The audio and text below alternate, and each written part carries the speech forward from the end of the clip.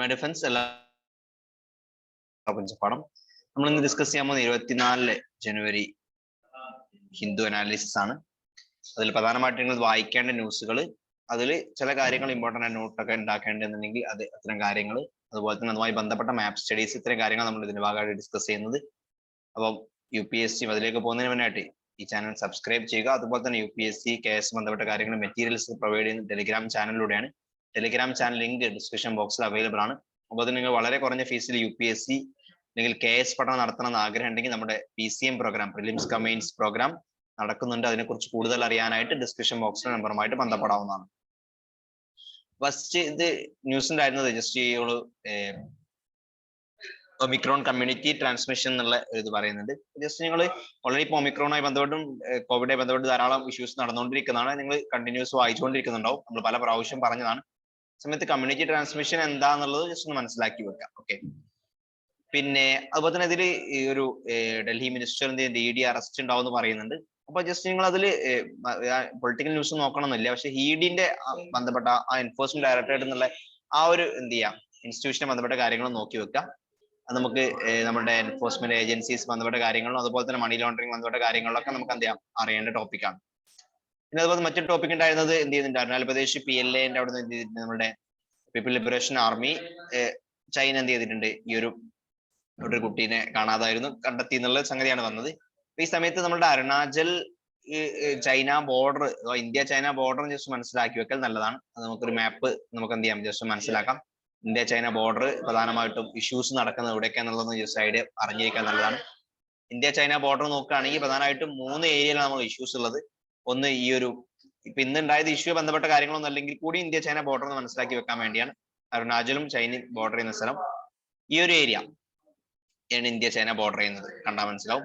അതിൽ അരുണാചൽ എന്ന് പറയുമ്പോൾ നമ്മളുടെ അരുണാചലും ഇന്ത്യയും ബോർഡർ ചെയ്യുന്ന ലൈൻ എന്ന് പറയുന്നത് മക്മോഹൻ ലൈൻ ആണ്. ഓക്കെ, മക്മോഹൻ ലൈൻ എന്ന് പറയുന്നത് ഈ അരുണാചൽ പല പ്രദേശം അവര് മക്മോഹൻ ലൈൻ അംഗീകരിക്കാതിരിക്കുകയും അരുണാചൽ എന്ത് ചെയ്യണം അവരുടെ ഭാഗം എന്നുള്ള രീതിയിലാണ് എന്ത് ചെയ്യുന്നത് ചൈന ആവശ്യപ്പെടുന്നത് എന്നുള്ളതാണ് പറയുന്നത് എന്നുള്ളതാണ് ഈ മക്മോഹൻ ലൈനെ ബന്ധപ്പെട്ട് അറിഞ്ഞിരിക്കേണ്ടത്.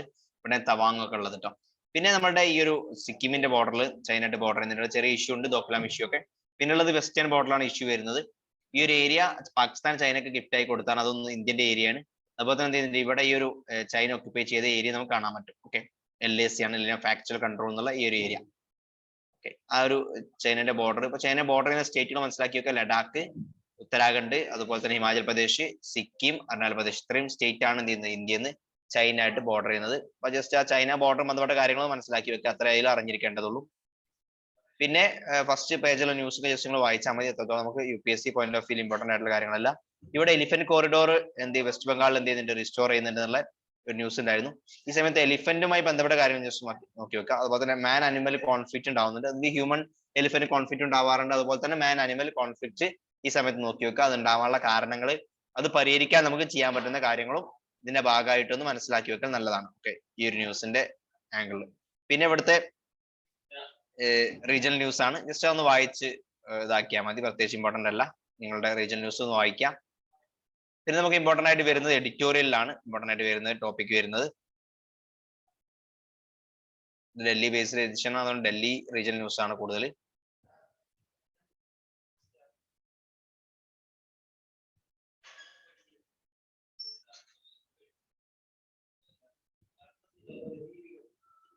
ഓക്കെ, എഡിറ്റോറിയൽ ന്യൂസിൽ ഒരു ഫസ്റ്റ് ഒരു ഉണ്ടായിരുന്ന ഈ 2 എഡിറ്റോറിയൽ കോളനികളൊന്ന് വായിച്ചിട്ടാണ്. നമ്മൾ പല സമയത്തും എന്ത് ചെയ്തിട്ടുണ്ട്, പറഞ്ഞ ന്യൂസ് തന്നെയാണ് എങ്കിലും ഒന്ന് നമ്മളുടെ ഈ ഒരു കോടതിന്റെ കഴിഞ്ഞ ദിവസത്തെ കോടതിന്റെ ആ ഒരു കോട്ടന്റെ ആ ഒരു എന്താണ് അത് വാലിഡ് ആണെന്നുള്ള പറഞ്ഞുകൊണ്ട് എന്ത് ചെയ്യുന്നുണ്ട്, മെറിറ്റ് സിസ്റ്റം റിസർവേഷൻ വാലിഡ് ആണെന്നുള്ള സുപ്രീം കോടതി ഓൾറെഡി കഴിഞ്ഞ ജഡ്ജ്മെന്റിൽ പറഞ്ഞിരുന്നു. അതുമായി ബന്ധപ്പെട്ട് നമ്മൾ ഡിസ്കസ് ചെയ്തു OBC കോട്ട. അപ്പൊ അതില് എന്ത് ചെയ്യുന്ന കോർട്ട് എന്ത് ചെയ്യുന്നുണ്ട്, ഈ ഒരു റെക്കഗ്നൈസ് ചെയ്യാണ് idea of the substantive equality എന്നുള്ളത്. അഥവാ അഫർമേറ്റീവ് ആക്ഷൻ എന്ന് പറയുന്നത് എന്തല്ല, ഒരു എക്സെപ്ഷൻ അല്ല, ഇക്വാലിറ്റി റൂളിന്റെ എക്സെപ്ഷൻ അല്ല, അതൊരു ഇക്വാലിറ്റി നോമിന്റെ ഭാഗം തന്നെയാണെന്നുള്ള രീതിയിലാണ് സുപ്രീം കോടതിന്റെ ജഡ്ജ്മെന്റ് വന്നത്. അതുപോലെ തന്നെ ഇതിൽ പ്രത്യേകമായിട്ട് പറയുന്നുണ്ട് inherent disadvantage of the less developed advance sections ഉണ്ടല്ലോ, അവർക്ക് നിർബന്ധമായിട്ട് എന്ത് ചെയ്യുന്നുണ്ട്, അവർക്ക് അഡ്വാൻസ്ഡ് ക്ലാസ്സുമായിട്ട് കോമ്പീറ്റ് ചെയ്യാൻ നിർബന്ധമായിട്ട് റിസർവേഷൻ ആവശ്യമാണ്. അത് അവർക്ക് കൊടുക്കുക എന്നുള്ള ഒരിക്കലും എന്തല്ല ഈ ഒരു ഇനീക്വാലിറ്റി എന്നുള്ള സംഗതി അവിടെ വരുന്നില്ല എന്നുള്ള രീതിയിലാണ് പറയുന്നത്.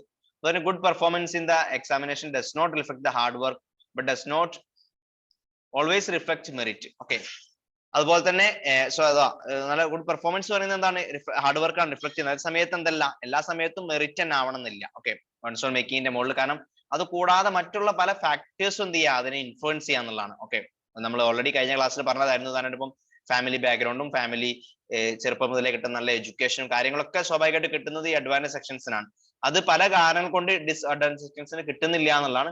അപ്പൊ സ്വാഭാവികമായിട്ട് അവർക്ക് എന്താ റിസർവേഷൻ കൊടുക്കൽ അനിവാര്യമായിട്ട് മാറുക എന്നുള്ളതാണ്. ഓക്കെ, അപ്പോൾ റിസർവേഷൻ കൊടുക്കുക എന്നുള്ളത് എന്ത് ചെയ്യുന്നുണ്ട്, അവർക്ക് ഇവരുടെ സ്ട്രക്ചറൽ ബാരിയേഴ്സ് ഒക്കെ എന്താണ് കൊണ്ടുണ്ടായ പ്രശ്നങ്ങളൊക്കെ പരിഹരിക്കാനുള്ള ആ ഒരു ബാക്ക്വേർഡ് ക്ലാസ്സിൽ മുന്നോട്ട് വരാനുള്ള ഒരു ഓപ്പർച്യൂണിറ്റിയാണ് എന്ത് ചെയ്യുന്നത് ഇതിലൂടെ കിട്ടുന്നതാണ്. അതുപോലെ തന്നെ കോർട്ട് ഓൾറെഡി എന്ത് ചെയ്തിട്ടുണ്ട്, പോസ്റ്റ് ഗ്രാജുവേറ്റ് മെഡിക്കൽ എഡ്യൂക്കേഷനിലും അതിലും എന്ത് ചെയ്യുന്നുണ്ട്, ആവശ്യമില്ല എന്നുള്ള അത് പറഞ്ഞിരുന്നു. അതും വേണം എന്നുള്ള രീതിയിലാണ് പറഞ്ഞത്. കാരണം ഒരു കാൻഡിഡേറ്റ് ഒരു ഗ്രാജുവേഷൻ ക്വാളിഫൈഡ് ആയി എന്നുള്ളതുകൊണ്ട് അദ്ദേഹത്തിന് എന്ത് ചെയ്യുന്നില്ല, അഡ്വാൻസ് സെക്ഷൻസുമായിട്ട് പാരിറ്റി ഉണ്ടായി എന്ന് പറയാൻ പറ്റില്ല എന്നുള്ളതാണ്. ഓക്കെ, അതുകൊണ്ട് എന്താണ് പോസ്റ്റ് ഗ്രാജുവേഷനിൽ എന്ത് ചെയ്യുക, അവർക്ക് റിസർവേഷൻ ആവാന്നുള്ള രീതിയിലാണ് സുപ്രീം കോടതിയിൽ പറഞ്ഞത്. അപ്പൊ ഇതൊരു എഡിറ്റോറിയൽ അഭിപ്രായമാണ്, അതിനെ കുറിച്ചുള്ള നിങ്ങളൊന്ന് വായിക്കുക, ഇമ്പോർട്ടന്റ് ആണ്. അതുപോലെ തന്നെ മറ്റൊരു ഉണ്ടായിരുന്ന സ്റ്റാർ റേറ്റിംഗ് സിസ്റ്റമായി ബന്ധപ്പെട്ട് നമ്മൾ ഓൾറെഡി കഴിഞ്ഞ ക്ലാസ്സിൽ ഡിസ്കസ് ചെയ്തിരുന്നു.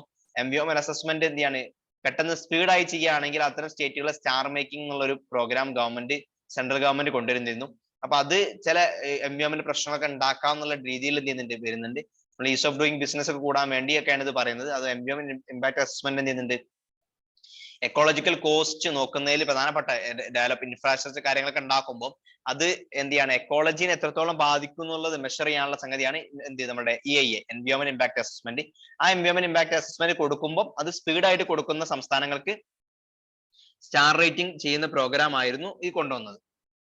അപ്പൊ അതങ്ങനെ ചെയ്യുമ്പോൾ സ്വാഭാവികമായിട്ട് എന്ത് ചെയ്യുക, അത് ചിലപ്പം പെട്ടെന്ന് ഒരു സ്റ്റാർ റേറ്റിംഗ് കൊടുക്കാൻ വേണ്ടി മാത്രം പെട്ടെന്ന് എൻവയോൺമെന്റ് എന്ത് ചെയ്യുക, ക്ലിയറൻസ് കൊടുക്കുക എന്നുള്ളത് ചെയ്യുമ്പോൾ ചിലപ്പോൾ എന്ത് ചെയ്യാം, അത് എൻവയോൺമെന്റിനെ ബാധിക്കാം എന്നുള്ള രീതിയിൽ പറയുന്നുണ്ട്. ഇവിടെ ഏകദേശം 7 പാരാമീറ്റേഴ്സ് പറയുന്നുണ്ട്. അപ്പൊ അതിൽ ഒന്ന് പറയുന്നതാണ്, ഒരു പോയിന്റ് കിട്ടുന്നത് ഒരു ക്ലിയറൻസ് ലെസ് ദാൻ 80 ഡേയ്സിൽ കിട്ടി കഴിഞ്ഞാൽ എന്ത് ചെയ്യും, അവർക്ക് കൂടുതൽ പോയിന്റ് കിട്ടും എന്നുള്ളതാണ്. അതുപോലെ തന്നെ അതേസമയത്ത് വിത്തിൻ 105 ഡേയ്സ് ആണെങ്കിൽ അവർക്ക് മാർക്കൊന്നും ഇല്ല എന്നുള്ളതാണ്, ആഫ്റ്റർ ഒക്കെ ആണെങ്കിൽ. അപ്പൊ അത് പെട്ടെന്ന് കൊടുക്കുമ്പോൾ സ്വാഭാവികമായിട്ടും എന്ത് ചെയ്യും, നമ്മുടെ എൻവയോൺമെന്റിനെ ബാധിക്കാം. അതേസമയത്ത് എൻവയോൺമെന്റ് മിനിസ്റ്റർ ക്രിട്ടിസം എന്നുള്ള രീതിയിൽ പറഞ്ഞാൽ എന്താണ്, ഇത്തരത്തിൽ ഇങ്ങനെ ഒരു ഇതിന്റെ ഇന്റൻഷൻ എന്ന് പറയുന്നത് എന്തല്ല, കൂടുതൽ ക്ലിയറൻസ് കൊടുക്കുക എന്നുള്ളതല്ല, മറിച്ച് എന്ത് ചെയ്യാണ്, ഡിലേ ഒഴിവാക്കുക എന്നുള്ളതാണ്. ആവശ്യമില്ലാത്ത എന്ത് ചെയ്യുക, ഡിസിഷൻ മേക്കിംഗ് ഉണ്ടാവുന്ന ഒന്ന് ആക്സിലറേറ്റ് ചെയ്യാന്നുള്ള ഉദ്ദേശം എന്നുള്ള രീതിയിലൊക്കെയാണ്. അപ്പൊ അതേസമയത്ത് നമ്മളിവിടെ അറിഞ്ഞിരിക്കേണ്ടത്, ഒരേ സമയത്ത് നമുക്ക് ഡെവലപ്മെന്റും വേണ്ടതാണ്, അതേസമയത്ത് എൻവയോൺമെന്റും പ്രൊട്ടക്ട് ചെയ്യണം. അത് രണ്ടും ബാലൻസ് ചെയ്തുകൊണ്ടുള്ള കാര്യങ്ങൾ തീരുമാനിക്കുക എന്നുള്ളതാണ് ഇവിടെ എന്ത് ചെയ്തത് ഇമ്പോർട്ടന്റ് ആയിട്ട് വരുന്നത്. അത് നിങ്ങളൊന്ന് മനസ്സിലാക്കി വെക്കുക. അത്തരം ആംഗിളിൽ എന്ത് ചെയ്യുക, ഒരു ക്വസ്റ്റ്യൻ വന്നു കഴിഞ്ഞാൽ എഴുതാൻ പറ്റുന്ന പോയിന്റുകൾ നിങ്ങൾ ഉണ്ടാക്കി വെക്കുക. ഒരേ സമയത്ത് എൻവയോൺമെന്റും അതേസമയത്ത് ഡെവലപ്മെന്റ് രണ്ടും വേണം. രണ്ടും ബാലൻസ് ചെയ്തുകൊണ്ട് കോൺസിക്വൻസ് വളരെ കുറഞ്ഞ രീതിയിൽ നമ്മൾ എന്ത് കാര്യങ്ങൾ ഡീൽ ചെയ്യാന്നുള്ളതാണ് ഇവിടെ ചെയ്യേണ്ടത്. ഓക്കെ, ഇനി ഒരു എഡ്യൂക്കേഷൻ എമർജൻസിക്ക് ഈ ഒരു ആർട്ടിക്കിൾ ഒന്ന് വായിക്കാൻ വേണ്ടി ശ്രമിക്കട്ടെ. എഡ്യൂക്കേഷനിൽ കൂടുതൽ ഫണ്ടിങ് വേണം എന്നുള്ള രീതിയിൽ പറയുന്നത്, ഞാനത് എക്സ്പ്ലെയിൻ ചെയ്യുന്നില്ല. ഇതൊക്കെ പൊളിറ്റിക്കൽ ന്യൂസ് ആണ്, നിങ്ങൾക്ക് ഇതൊക്കെ ഒഴിവാക്കി വിടാം, പ്രത്യേകിച്ച് വായിക്കണം നിർബന്ധമില്ല, നിങ്ങളുടെ താല്പര്യം പോലെ വായിക്കാം. ഓക്കെ, ഇന്ന് പൊളിറ്റിക്കൽ ഇലക്ഷൻ ധാരാളം സ്ഥലങ്ങൾ നടക്കുന്നതുകൊണ്ട് തന്നെ അതുമായി ബന്ധപ്പെട്ട ന്യൂസ് ധാരാളം വരുന്നുണ്ട്.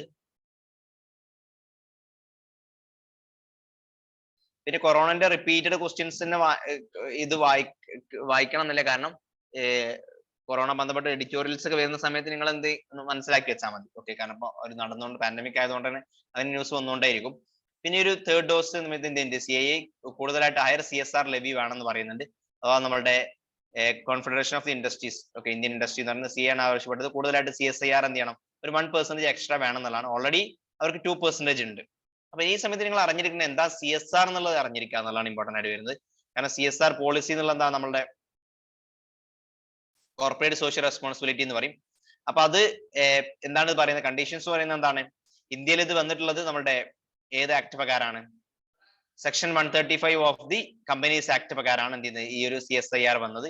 ഇത് പ്രകാരം പറയുന്ന കമ്പനി എന്ത് ചെയ്യണം, അവരുടെ at least 2% of their average net പ്രോഫിറ്റിന്റെ എന്ത് ചെയ്യുന്നുണ്ട്, ലാസ്റ്റ് 3 ഇയേഴ്സിന്റെ അവറേജ് 2% എന്ത് ചെയ്യണം, അവര് ഈ ഒരു ഇത്തരത്തിൽ സെക്ഷൻസിന് വേണ്ടി എന്ത് ചെയ്യണം, സ്പെൻഡ് ചെയ്യണം എന്നുള്ളതാണ്. ഓക്കെ, അപ്പം ഇത് എന്തൊക്കെ കണ്ടീഷൻസ് ഉള്ളത്, ഏതൊക്കെ കമ്പനീസിന് അപ്ലൈഡ് ആവുക, ഒന്ന് net worth of the 500 crore കൂടുതലുണ്ടെങ്കിൽ, ടേൺ ഓവർ 1000 crore കൂടുതലുണ്ടെങ്കിൽ, അല്ലെങ്കിൽ നെറ്റ് പ്രോഫിറ്റ് 5 crore കൂടുതലൊക്കെ ഉണ്ടെങ്കിൽ എന്ത് ചെയ്യണം, അത്തരം കമ്പനീസിനൊക്കെ അപ്ലിക്കബിൾ ആവും ഇതെന്ന്.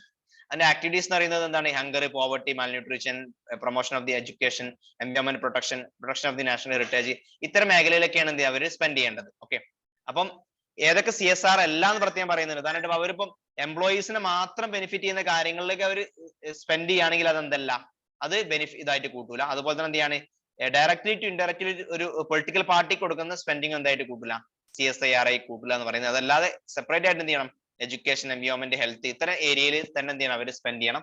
അത് IT ആക്ട് പ്രകാരം, കമ്പനീസ് ആക്ട് പ്രകാരമാണ് ഉള്ളത്. അത് ഏതൊക്കെ മേഖലയിലാണെന്നുള്ളതും കൂടി എന്ത് ചെയ്യാൻ മനസ്സിലാക്കി വെക്കുക. അപ്പൊ CSIR നമുക്ക് എന്താണ്, CSR എന്നുള്ളത് നമുക്ക് ഇമ്പോർട്ടന്റ് ആണ് ഇതിന്റെ ഭാഗമായിട്ട്.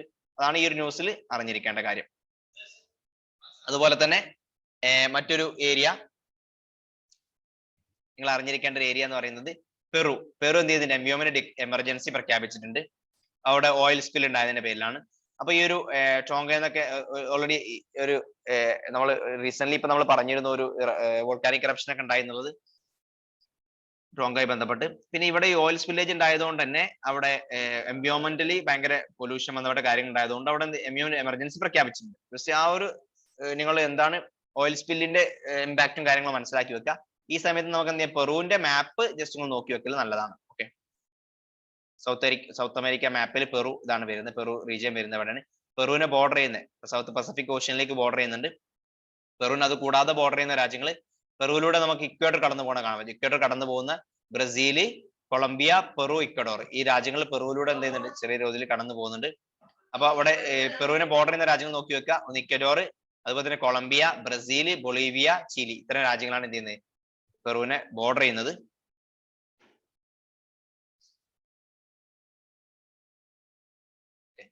ഇതാണ് അറിഞ്ഞിരിക്കേണ്ടത്.